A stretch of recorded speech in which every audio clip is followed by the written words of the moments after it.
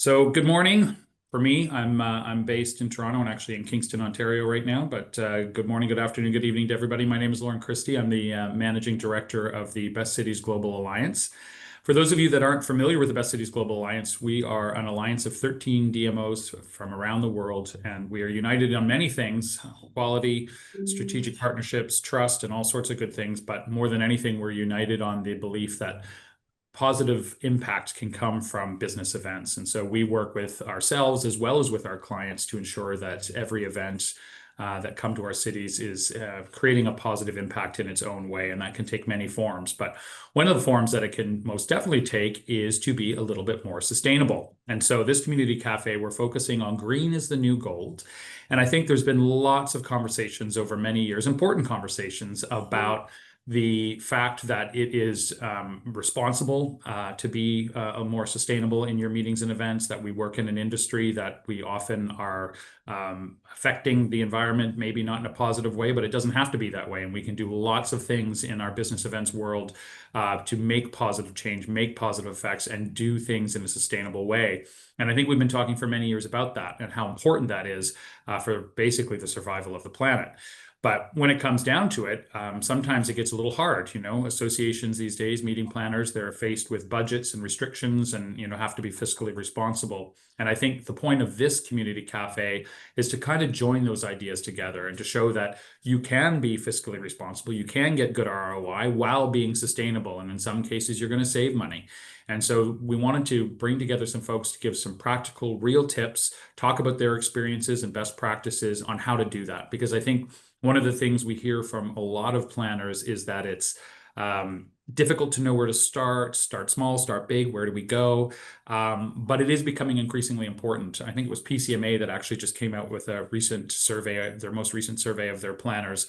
And in 1 year, it went from 30% of planners saying that sustainability was part of their RFPs to 60%. So doubled in 1 year. So this is the direction that the industry is going, which is a great thing. And so we're here at Best Cities with some wonderful partners who have joined us to help shed some light on that. So that's what this is all about. We're going to have an opportunity to hear from all of our speakers, and then we'll have an opportunity at the end to ask some questions. If you have any burning questions while we go, though, please feel free to throw them in the chat.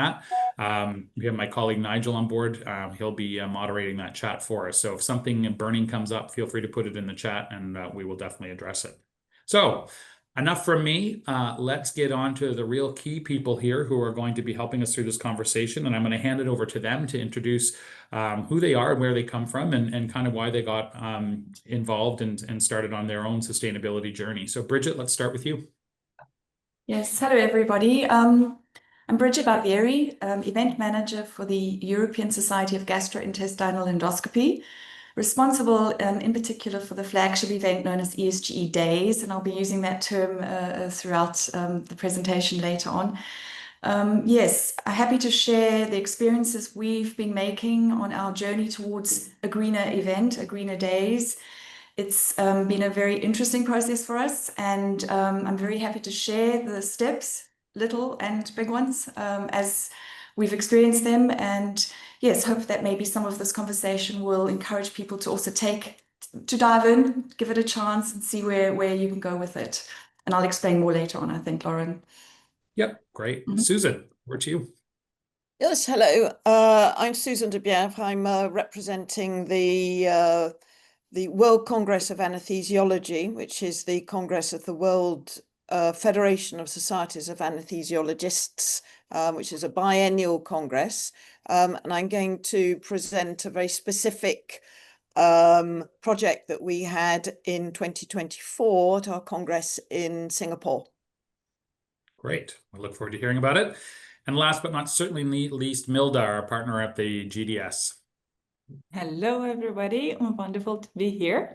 Milda Salciute here from GDS Movement, bringing number of years of experience in sustainability, but also events, as I used to be an events planner in my previous career. You might know GDS Movement for the work and collaboration we do with the GDS Index, and that is benchmarking system for destinations. What we're not going to focus about that today is destinations, but we'll bring the strong focus of the events consulting where we actually work with associations, with corporate organizations and NGOs, bringing their sustainability ambition to a more strategic level. And we also help them to implement and improve those programs, as well as associate that with the training and building capacity. So my role is very much related to leading those very complex association events through a systematic approach in order to implement sustainability, to agree on the strategic approach, and also navigate the complexity, the multi-stakeholder environment, and also the destination where sometimes comes a challenge. So I'll do my best to reflect on that and share my message and knowledge, and also learn as well from Bridget and Susan. Amazing. Thank you so much. And we're so thrilled to have all three of you here. So thank you so much. So let's get into it. I think we have some slides that may help us along in our conversation, but we're going to start out. Bridget, I'm going to ask you just to lay some ideas down for us. What sustainability initiatives have you implemented with ESGE? And talk a little bit, as you say in your slide here, about your journey towards greener days. Yes, thank you, Loren. And I think my main point here is that it's definitely, in my opinion, a journey which we've actually just only started, and that we are building on as we go along, learning by doing. These are the initial steps as far as I'm concerned. But before I get onto the event itself, I think what is important is just to mention that within the ESG itself, there was a conscious decision taken to address sustainability in the field of endoscopy, or GI endoscopy. And so in 2022, the Society actually established a dedicated green endoscopy working group, which is comprised of doctors who are interested in this topic, who are really wanting to make some kind of imprint on this topic. And they are busy collecting data. They have produced or published position statements, which are guidelines for members for use within their units and their hospitals. They produce regular green tips for endoscopy units. And they are also supporting the work that I'm doing on the event side in collating data, developing the methodology for the collection of data in order to be able to actually come up with a publication on the carbon footprint of the event. So that is what we are aiming for next year. And I think that support from within the society itself, from the executive, from the governing bodies is a really critical step that was taken, that provides the background and the support that I need as an event manager in order to proceed with all the ideas that we then bring to the table in order to try and make our event greener. I think that's something I really want to compliment the organization on as well, because it makes a big difference. Moving on to the next slide, please, Nigel. A couple of milestones that we've achieved with ESGE Days, which is our annual event. We run the event every year, and we also move to different locations. Every time. We're never in the same location, which also adds to the challenges we face in trying to be sustainable, because you have to start from scratch every time you go to a new location on some of the topics and some of the measures. But we really kick-started off in 2023 when we were in Dublin, and we were able there to measure the carbon footprint within the convention centre itself with the help of the convention centre, and we were able to offset that by planting indigenous trees on special land. And as you can see, there are actually pictures showing the gentleman who planted the trees for us there. In 2024, I was very much encouraged by the support that we received from the City of Berlin, from Visit Berlin. And I think there are some of the people who supported me in the call today. And this was extremely valuable, having the whole entire city behind me, or behind us, in achieving certain goals. And we were very proud when we were then provided or awarded the Sustainable Meeting Supporter Patch from Visit Berlin, because we achieved certain targets that they had set for us. And I think this is one of the big stakeholders that we rely on moving to our different venues. We also started the initial collection of data in order to measure our carbon footprint, and I'll come to that a bit later. And then we also started collaboration with MyClimate as a climate offsetting organization and consultant organization that were helping us also understand how to measure things moving forward. And we will continue with them for 26 as well. And within under the same umbrella of sustainability, we also started our legacy project in Barcelona this year, which was our launch event, but also very, very successful. So some practical sustainability steps on our side. Certainly, in order to make sure that we are as sustainable as possible, we are continuing to offer a hybrid event, which is a result of COVID, of course, but has proved extremely popular. We stream pretty much everything from the program side, excepting any hands-on training that we obviously can't stream then, but we provide that as an online option for delegates who don't want to or can't get to our event. We also have, we're constantly positioning the topic of green endoscopy within the scientific programs. So we had some dedicated sessions. We're actually changing that concept. We're actually going to bring that topic into normal core sessions going forward, which I think is also very exciting, along with diversity, etc. as well. We are very conscious about trying to reduce waste in many different ways. We completely eliminated printed programs, and we have also taken a conscious decision not to give any giveaways. We have no Congress bags anymore. We have worked very hard with the different locations to make sure that we have a clear waste disposal concept at the venue, which is very obvious to our exhibitors, to our delegates. And obviously, wherever possible, we're asking the venues to measure all of that for us as well. Some venues are more sophisticated than others in being able to make those measurements for us. Wherever possible, we also try and use recycled materials, whether it's at our own booths or for special signage that we can't do in a digital format. At the same time, we really are always trying to garner technology and new technologies. We rely as much as possible on digital signage. This will often depend on what's available at the venue, what our budgets can allow, but we are trying to replace signage wherever possible with digital signage. We have stopped having paper poster sessions, so everything is now electronic. And we rely very much on the features and tools that our Congress app offers delegates to be able to get information, to create their own programs, etc. And really trying to move away from anything printed in any printed format. And one of the other main steps we took a couple of years ago was to make sure that we are only providing vegetarian catering during our event. We are still an event that is still able to provide catering lunches and coffee breaks to our delegates, and we have taken that decision to go vegetarian.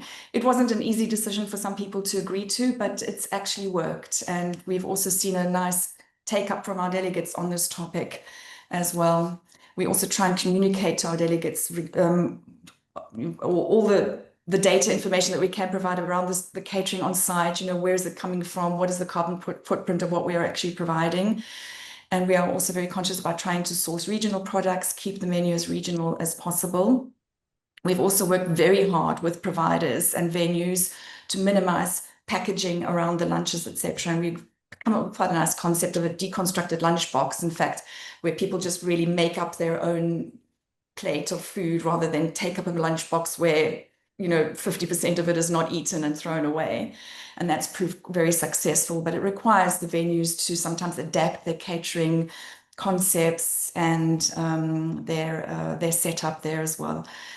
Another big point for us is always the transport. We are very conscious that although we have made all of these efforts within the venue, etc., that the last calculation we did about is 98% of our carbon footprint is going to be caused by travel and transport.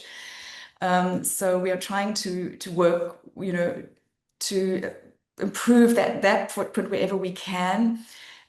We have been very lucky in being able to provide in the last few events 3-day public transport tickets to our delegates as part of their registration fee. This is often made possible by some generous support from the cities or from the transport departments within the cities. It's a matter of negotiation, but we are always aiming for that. We have always tried also to encourage train travel wherever possible, also by ensuring that we work with the train providers to offer special event discounts to our meeting. And we also try and avoid travel ourselves as an organization. So we have we've converted to a lot of online planning meetings in the past. You know, we would have had these big scientific sessions where everybody comes together to develop the program. We've minimized that a lot in the last few years as well. And we're also very conscious about trying to build more sustainably for our own exhibition. We limit, or in the past few events, we have completely avoided any carpeting down the aisles, for example, or in public areas. We try ourselves to use reusable structures, for example, inflatable domes for certain sessions or modular booths that are reusable. And we also try and source service providers who have recognized sustainability policies themselves and support those and promote those also to our exhibitors. And I think what's new now is also we've initiated working and talking with our own exhibitors and the companies to create a kind of a forum or a concordat of companies who would like to be more visible themselves within our exhibition regarding their own sustainability policies. Some companies are very advanced in this regard, and we're thinking about maybe even creating some kind of a patch ourselves that would recognize companies who are achieving certain targets and certain goals with their own booths. These are new ideas that we are discussing at the moment. But I think the last slide just sums up for me that this is very much, and I think, Milda, you mentioned this, it's all about the stakeholders, getting them all together, working together. And it's very encouraging to see that there are always people in these different organizations who have the same interest and the same goals, and tapping into that it's very exciting, it's very encouraging. And it also makes one realize that you're not alone out there trying to make a difference. So I think that's great. enough for now from my side. Yeah. That's amazing. And what I love about that, some real practical tips. And I actually had one or two questions, and one was the same as one in the chat from Liz, which was just, basically, you engaged all those stakeholders, but how did the attendees react to that? And I think I heard you say in there that, there was a communication piece that you did out, but talk a little bit about the attendee, the organization was fully behind you, but what about the attendees? How did that work? Yes, it's a very important and interesting question. So initially, we were as a society thinking we've got to do something, we've got to make a change, we've got to get out there and make those hard decisions in some cases as well.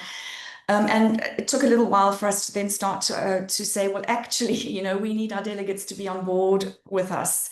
And for me, it's a process, and I'm seeing very slowly the buy-in.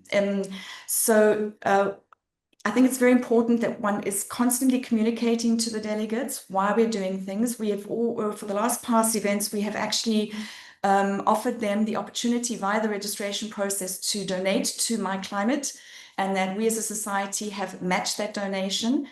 It's been very slow on the uptake, but people are doing that. They are recognizing that this is an opportunity for them to contribute. We are also now asking them to, in the next meeting, during the registration process, to contribute data to us, which is critical for our calculations. For example, the transport data. We need to know from them where you're coming from and how you're getting to our event. So we are engaging them actively in providing us with information. We are also communicating a lot on site. We've had sessions with, for example, representatives from My Climate coming to the event, talking to our delegates about sustainability. And we are, I think, there's a long way to go, and there will always be some skeptics amongst the delegates. But in the last questionnaire and survey we did, we actually got very positive feedback from the question around: do you think it is important for us to be going this route, and do you support us? And in the large majority were absolutely behind us. So that's where we're at the moment, but there's still a lot of work to be done, and I think this is where communication becomes really key. And getting everybody involved, talking about it.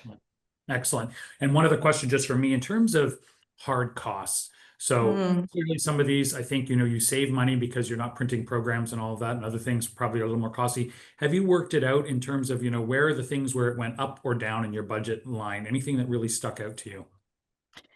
Loren, you really, really challenged me when you invited me to this event, because to be honest, I've not done this calculation in any detail, but I'm very tempted afterwards to go and try and work it out, because it is very much you win some, you lose some. For example, eliminating carpeting in the aisles is a direct win. I mean, it really does reduce our costs in that regard.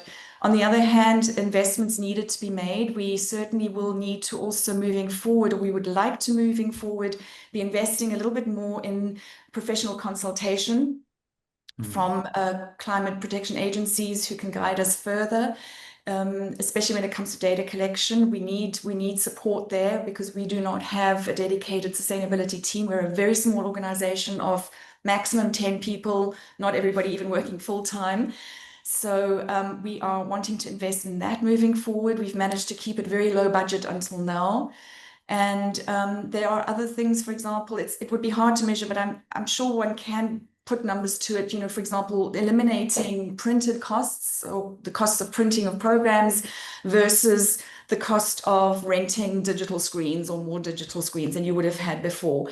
For me, the bottom line of our budget has not been dramatically affected by these steps that we've taken to date. The one solid large item is very often the public transportation ticket support, which does add up if you're trying to provide it for, we're up to about 5,000 delegates now.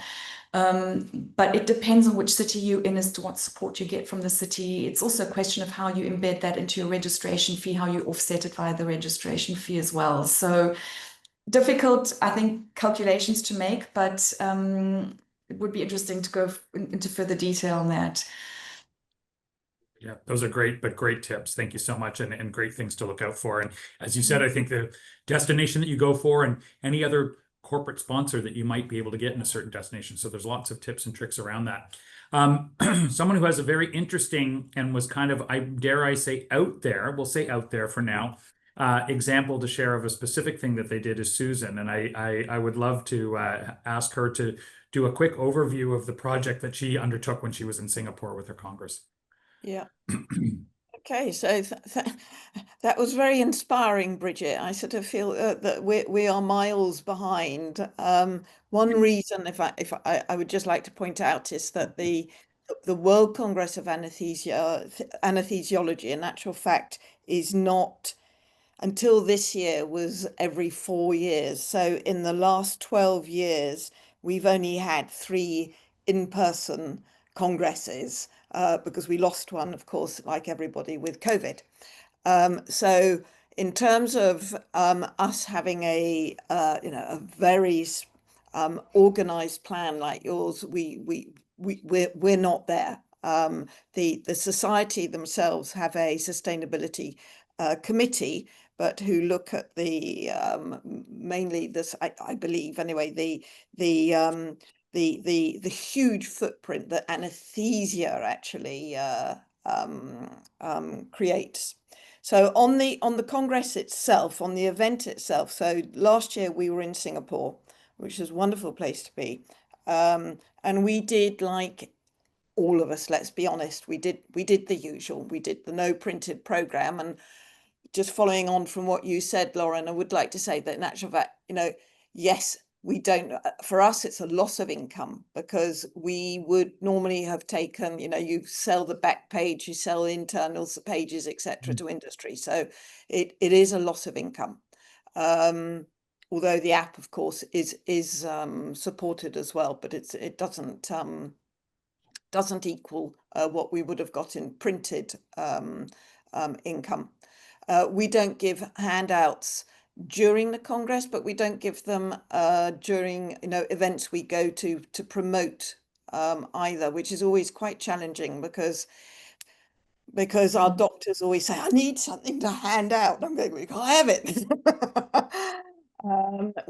We used recycled paper for the badges, so no, just the usual, the management of catering and careful management of catering, which is extremely challenging because all venues are not necessarily all that flexible. And great that you managed to do it, Bridget. And again, we don't have anything like plastic bottles, but that was remarkably challenging, whereby we were told that no, we couldn't have jugs of water on the speakers' tables for for health reasons, because it would be contaminated. I think, God, so, that I think because we move around the world, our challenges are actually different. What we can do in Europe is quite different to what we would be able to do in other countries. So, of course, moving on, we did carpet. Now, we carpeted the aisles, and the reason being that the floor was a mess. So, you've got your exhibitors paying a fortune to be there. And however much they say that, yes, we are environmentally minded, etc., they still, that it needs to look okay, at least okay. So we used recycled material carpets, which increased the cost. This was more expensive.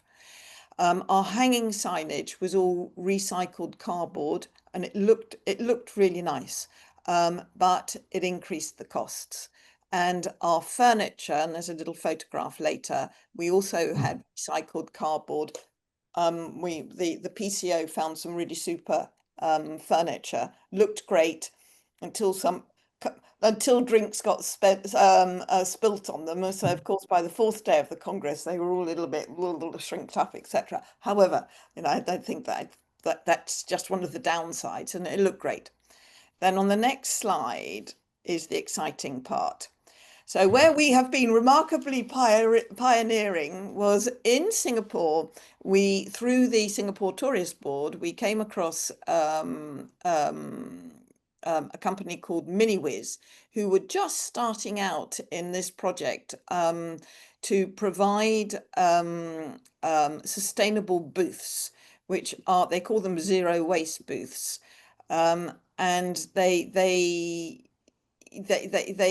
transform the consumer waste from exhibitions back into producing these zero waste booths and producing zero waste carpets and furniture.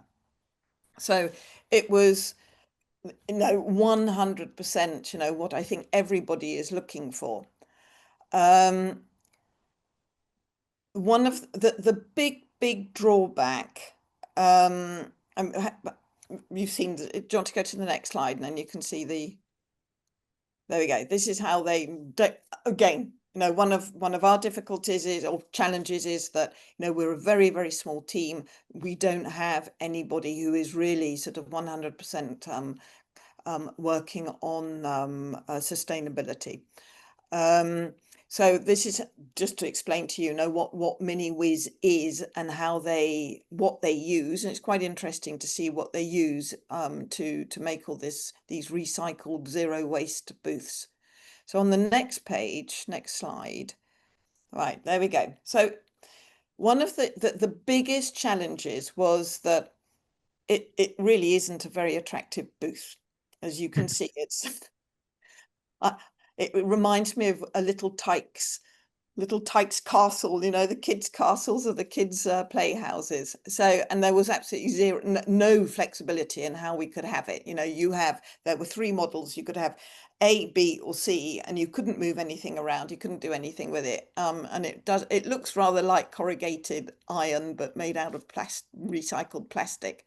So, when I initially presented this was what, this is the society booth, this is, amongst all these beautiful booths built by our pharmaceutical partners,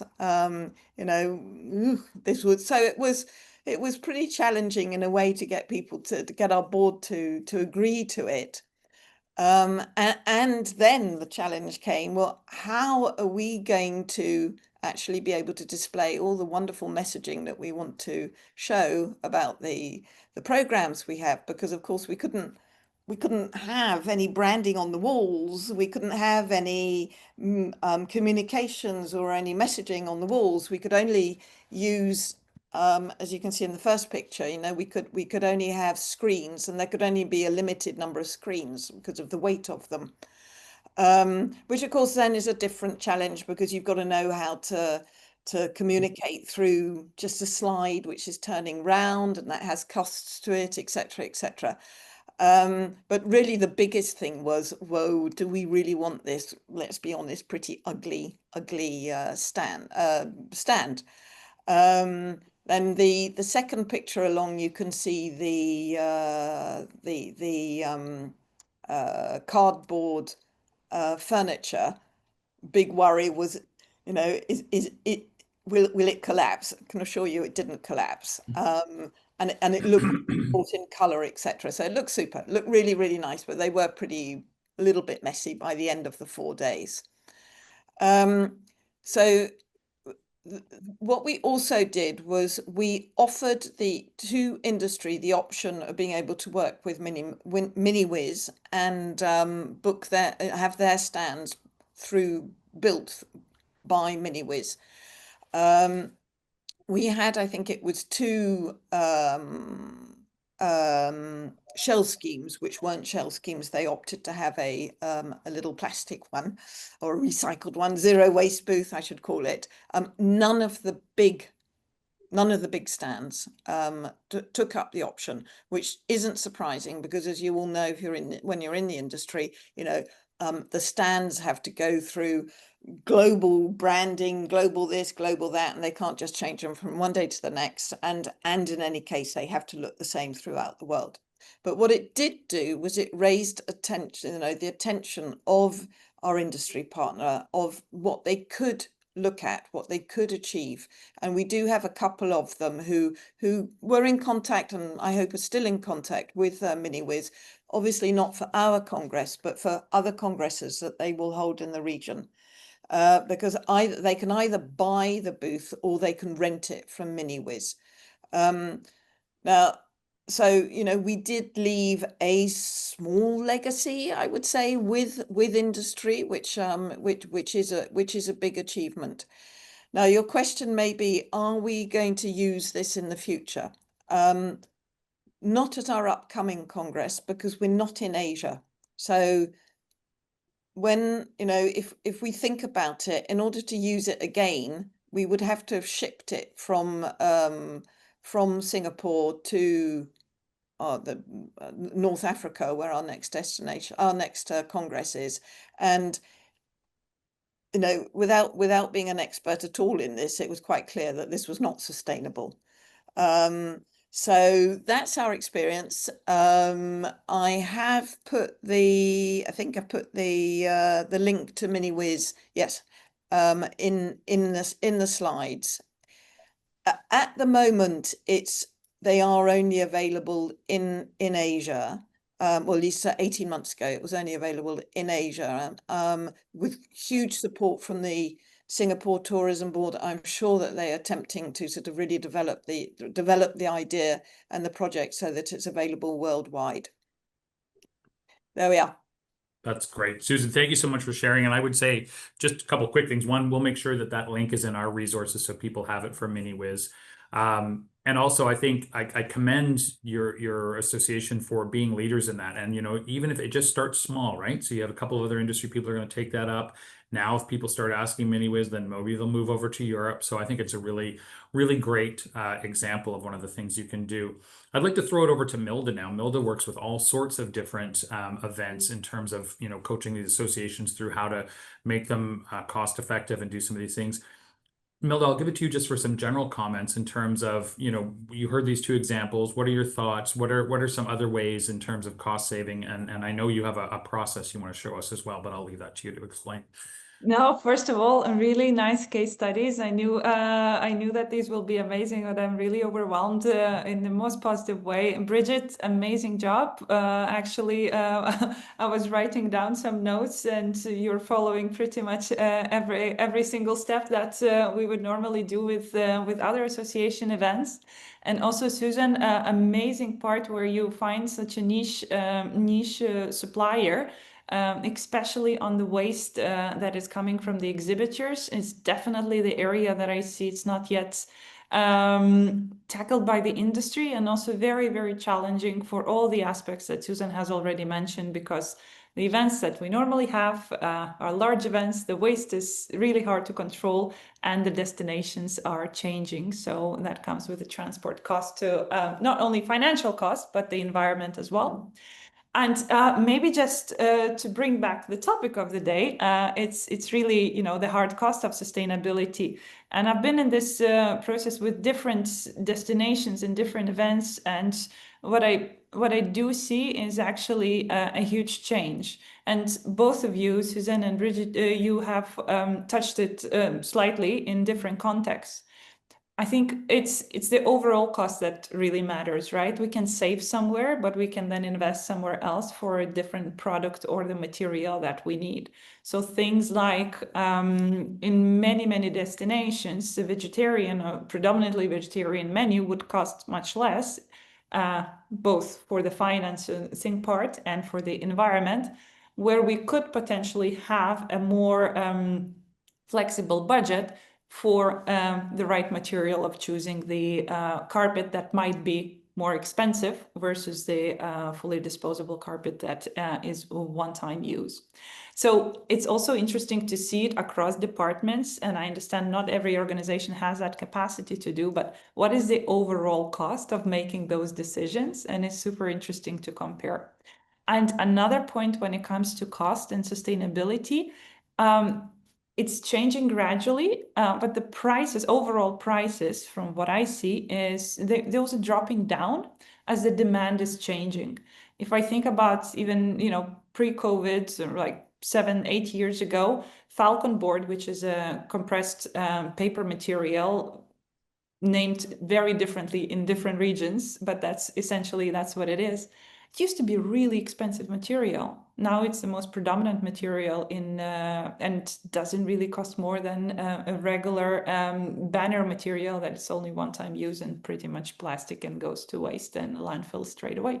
So it's changing. I think we also need to create that demand for the industry to help to reflect on that. Same with carpets. There are so many new carpet solutions at the moment that are not only produced into a second material, but also could be recycled locally in different parts of the world. So it's changing. It's a little bit slower than we would like to see, but it's definitely there, and it sometimes takes a little bit of effort to find the right supplier. But I see that both case studies today showcase that we have that urge and we have that extra appetite to find it.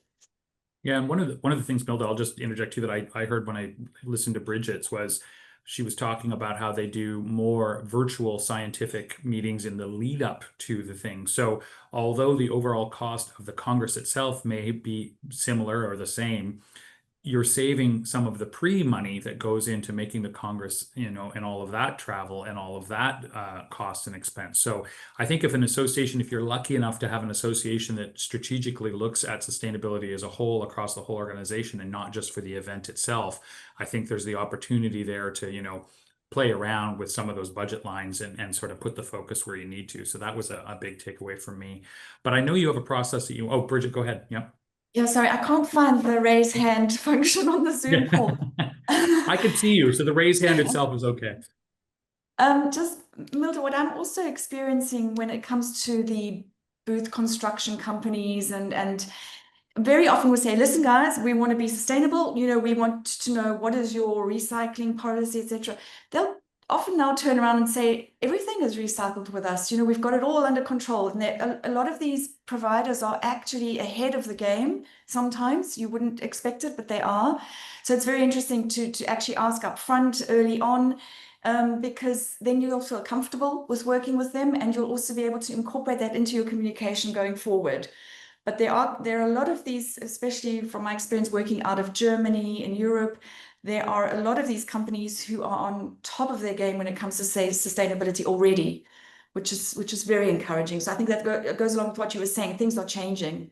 Things are changing, and I think, not surprisingly, there are some destinations that are leading this a little bit with a more constructive way, versus some are upcoming. However, before I share the process, just one example came to my mind that took me by a huge surprise, and carpet was mentioned by both of you. So I have recently had an event of a large association that was organized in India, in Hyderabad, and it probably doesn't strive as a destination where sustainability is implemented in a very systematic way. But what really surprised me is exactly how they approach the production, because they have different scales and different options of shows where the carpet is used. And some are ready to pay full price. However, some are okay to buy the carpet that has been already laid at the different trade show. And it actually is reused 2, 3, 4 times as a carpet, which is something that we unfortunately ran out of in Europe, because we just not necessarily looking for those solutions. And there are destinations that are looking into ways that are not necessarily called sustainability, but it's called a product that is not necessarily new. And it's working in the favor of sustainability. So I also just encourage to look for those solutions, especially when it's working because of the certain setup in the destination and is masked under different processes, are not necessarily called under brackets of sustainability. Great. Did you want to share your process now, Milda? I know everyone's anxious to see. I think Bridget has shared it already, so I'll just systemize it. Yes, great. So yes, I thought it's interesting also as past event professional to now sustainability professional to think in a more systematic way of how event sustainability could be approached. And as part of GDS movement methodology, we actually came up with the Hanover process. You currently see the version number 2 of that process, where we improved and made some changes as the previous one was created prior to COVID, and the world is slightly different now. Essentially what this Hanover process means is how can we live in the harmony with our natural environment. So gathering the good fortune through living in harmony in our natural environment. And that is really a step-by-step approach, which I know a lot of event professionals appreciate. So how do I get there and what do I need to do? And this is exactly the methodology that helps us to do that. So in many ways, when I was looking at the content that Bridget has shared, it's already there. It's simply presented in slightly different way, but we've touched it so much. So I think it's really important to get to know your impact ecosystem the moment you start working on the event. And that is definitely going to come with multi-stakeholder environment, but also with the suppliers that are specific to the destination or specific to the event environment. And also get them together in order to define the next step, which is a strategic approach. It can be towards each event. It could be a strategic approach for the association for a number of years to come. And that's really what the moment when we include the stakeholders and suppliers into this process, it becomes their own ownership as well, because they're part of it.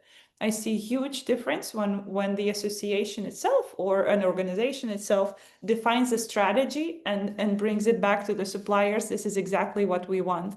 And I think the collaboration between these two processes is very important for the success of it.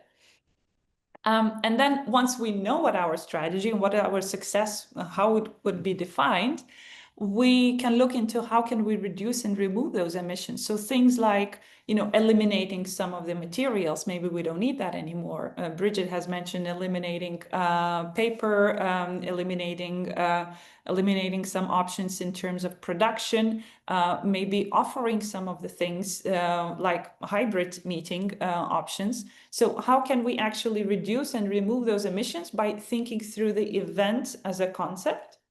And once we know that, it's also very interesting to look through the inventory, and we call it circularity process, but I think Susan has summarized it very nicely, because we know that there is a stand that society is going to build, and we know that it will cost a certain footprint, but also will cost a certain amount of money.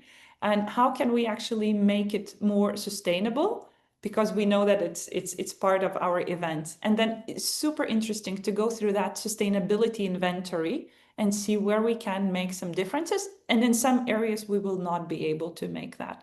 So also challenging yourself as an organization or challenging your processes through that, it's very interesting. We actually took food out of circularity, or sometimes it's combined, it's a huge topic for everybody to think about the food. It comes with destination identity, it comes with particular preferences, diet requirements, and so on. But these are the best stories that we can bring for a destination. These are the stories that we can actually build the destination's identity through food and tell the stories about the local procurement, and definitely comes with a few challenges around the way. It's, again, much easier with those destinations where we have landscape that is suitable for local production, and definitely much harder if we are trying to get it to in the area that it's surrounded by desert. So definitely a talking point, definitely a challenge, but also a massive opportunity. Also moving forward, the social impact, and this is something that that maybe there is yet to come in the future of the events that we've discussed today, is how can we bring the social impact element to the sustainability process, whether it comes through the supply chain, whether it comes to supporting the local ecosystem and the local community. Food is one of those, actually. Food is always a great way to donate and connect with the local infrastructure. Entertainment is also another way of bringing the social impact and supporting that. So many avenues there, ideas, and sometimes it has a bigger place, sometimes it has a smaller place in that. Both have mentioned a little bit on measurement and reporting, but I just want to stress that this is one of the most important pieces in the mix, although it's not pointed as number one, but in the hierarchy of what is the most important in sustainable events, in my personal opinion, it's measuring and reporting. We don't know if we are doing great if we don't have any benchmark from either previous years, or we don't really know the numbers on how we did. Sometimes it's not possible to get those numbers. Sometimes it's the process is overcomplicating other processes. However, starting point and sticking to those starting key measures is very important to see the success and the progression over the years. So the industry is full of carbon measurement tools at the moment. Absolutely huge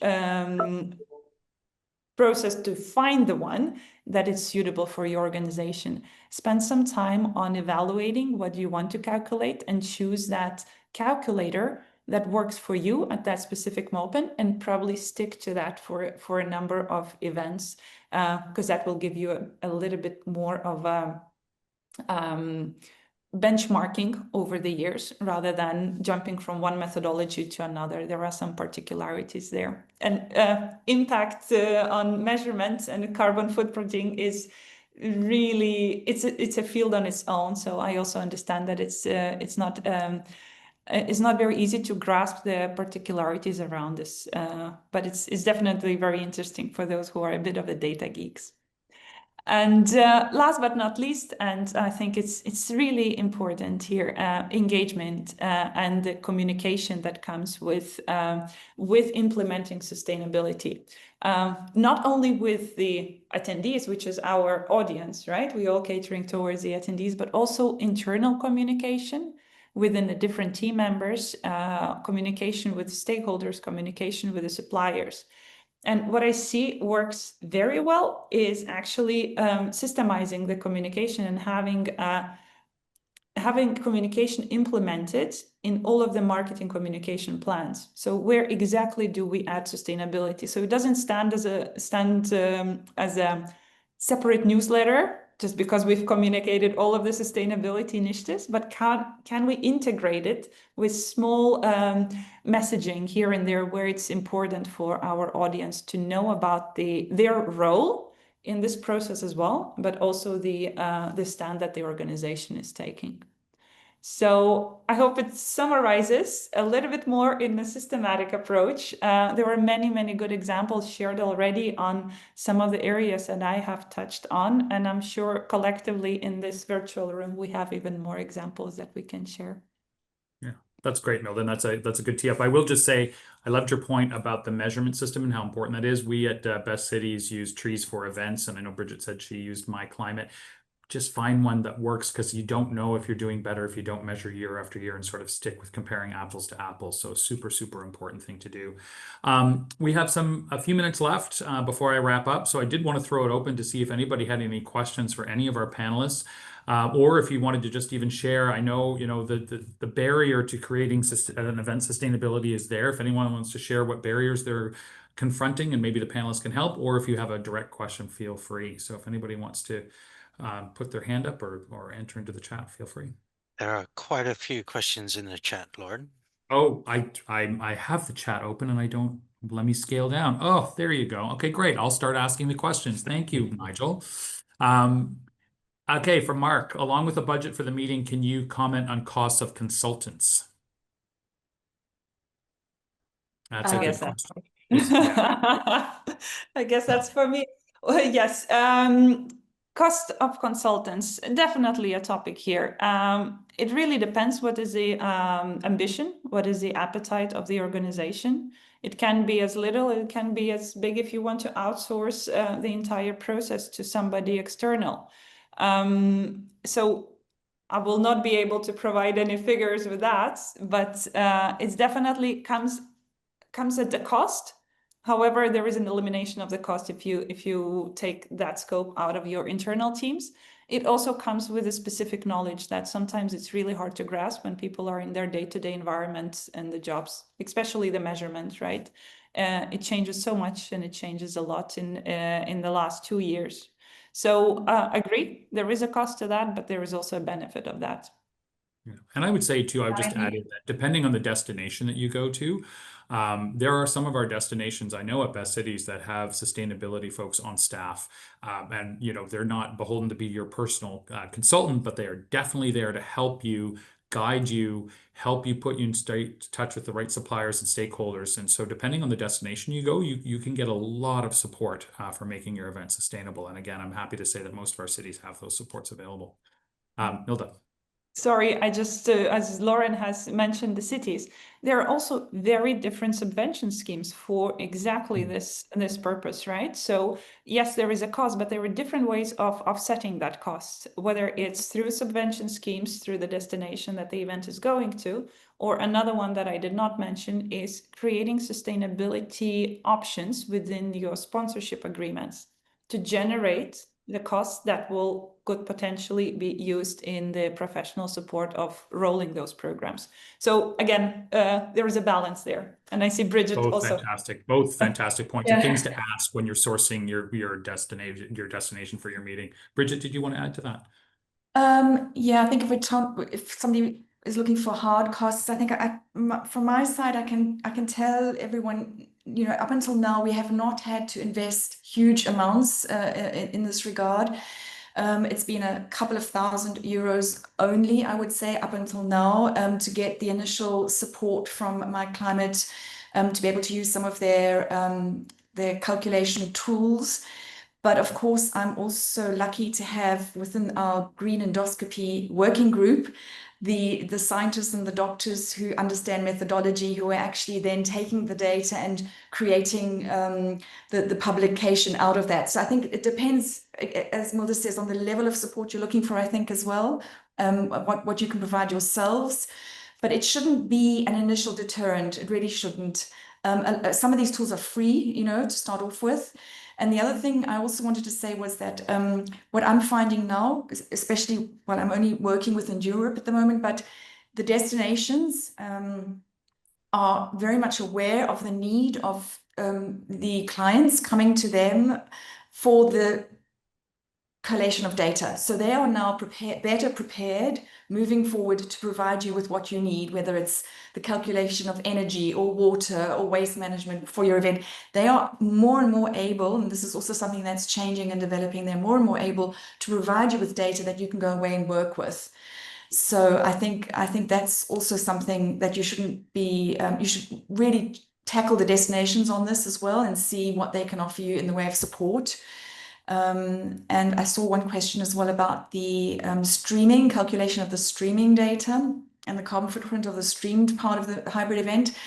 Again, this is something, for example, our technical partner that we work with, who streams the entire event for us and hosts it on demand for 2 months after the event, they are also able to provide us with this data that we require, and it's all fed into this calculation that we then do at the end of the event. We have had some hiccups along the way, as I mentioned. We were supposed to complete our publication this year, and we hit a bit of an obstacle there, along with mostly because of the travel data, that we weren't able to extrapolate accurately enough, and the decision was taken we don't want to publish based on that inaccurate data, which is why we're trying to improve the collection of this data. I just want to say, please don't be put off by these little obstacles that come up, because I think sustainability is really, you make progress in one direction and you go backwards in another direction. It should not deter you from staying on your path, because it's worth it in the end. It really is. And you can see the benefits of it as you go along. And yeah. Great. Time for one last question, and then I'll do a little bit of a wrap up, and I can direct to some people for some resources as well. But I think there was a question about the carbon footprint of live streaming, and does anyone have any experience measuring this? Milda, maybe you can address that. Have you seen that before, or is that a new question? Yes, of course. In those events that are set as a hybrid, we definitely include that as part of the carbon calculations in the scope of the event.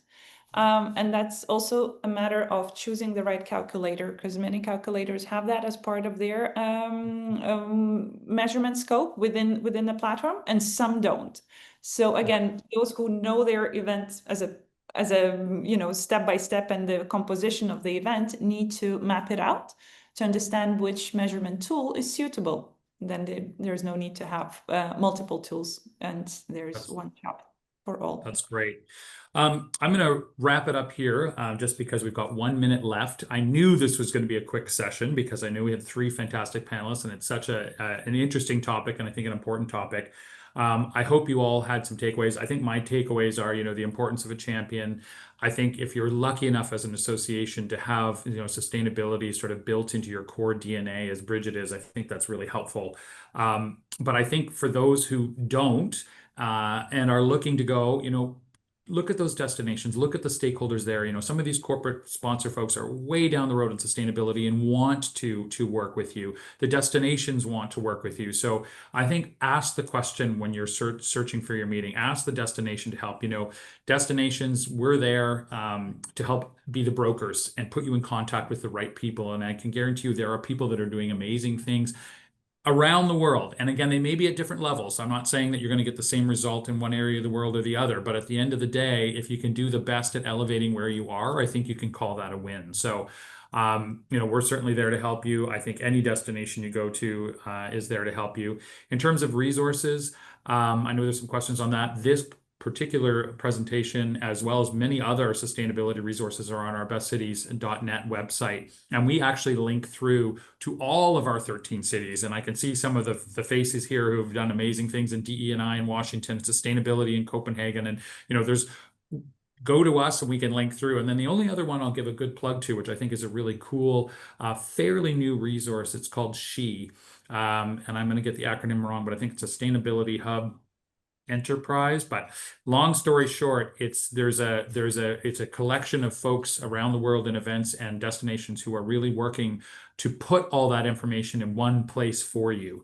And it is a collection of everybody's best resources into one sort of AI platform. So check out SHE if you can. I know that Best Cities, for example, we're going to be contributing our resources to that as well. So with that, I'm going to say thank you so much to all of the panelists. You were amazing. Thank you for everyone who joined us, associations and destinations. I see you all there. And feel free to reach out to us with any other questions. Milda, I'm sure the GDS would happily take your questions as well.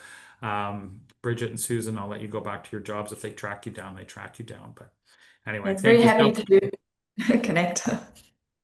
Thank you so much, everyone. Have a great day or evening wherever you are.